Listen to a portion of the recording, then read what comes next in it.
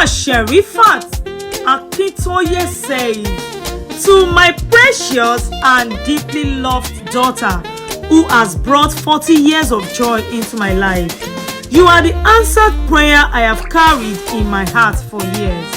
I am proud of the woman you have become and the life you are building. Let's celebrate Alhaja Karima Adejoke Abolade at 40.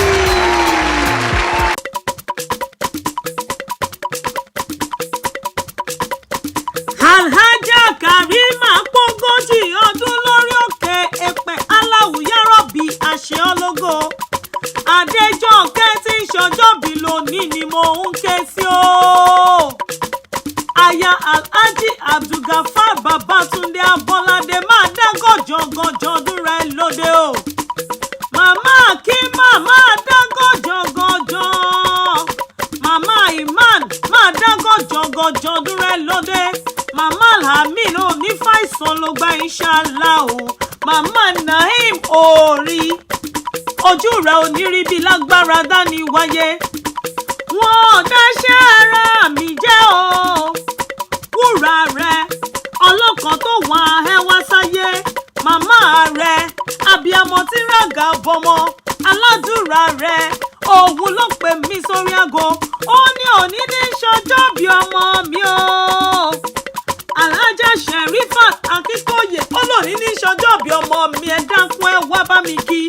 Ọlọ́mọ ìdùnnú Adéjọkẹ́ o. Ọmọ aláyọ̀ ni, ọmọ olóríire, ọmọ ìfọ̀kànbalẹ̀, ọmọ iyì, ọmọ tó mọ̀ tọ́jú ìyá o.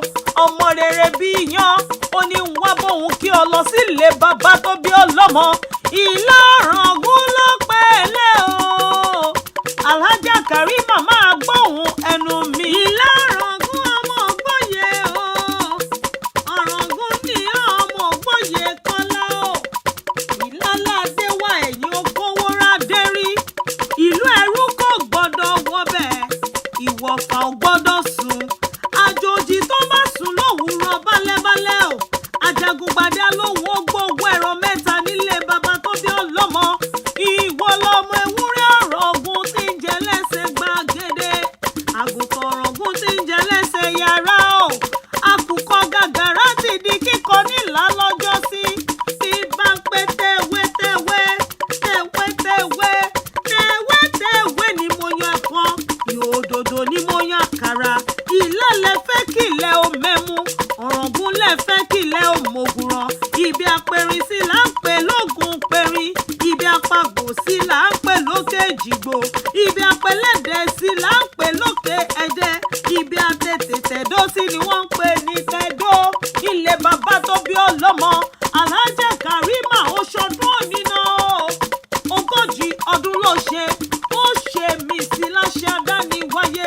Ìwọ̀n tó ṣogójì ọdún. Ó ṣọgọ́ta. Ó ṣọgọ́rin. Ó ṣọgọ́rùn-ún. Ó ṣe púpọ̀ ọdún nínú ìgbéga ohun ìfọkànbalẹ̀. Ire lójú owó rí. Ojú rẹ̀ ò ní rí bí. Òjòjò ní ṣòwò kó má lè nájà. Kòkòkò làrọ̀ tá ń lé. Àjíǹde ara yóò túbọ̀ máa jẹ́ fún ọ. Òní fàìsàn ló gbà láyé o. Iṣẹ́ rẹ̀ ò ní diṣẹ́. Ẹni ẹlẹ́ni ò ní gbàṣẹ rẹ̀ ṣe. Aya Alhaji Abdulgafar Babatunde Abolade. Ọkọ̀ oníkú mọ́ lórí. Onímọ̀ sáré ọmọ láṣẹ àdáni wáyé. Iṣẹ́ àwọn ọmọ rẹ̀ yóò ṣojú ẹ̀mí rẹ̀. Ẹni ẹlẹ́ni ò ní gbàṣẹ rẹ̀ ṣe. Òkè òkè lọ́wọ́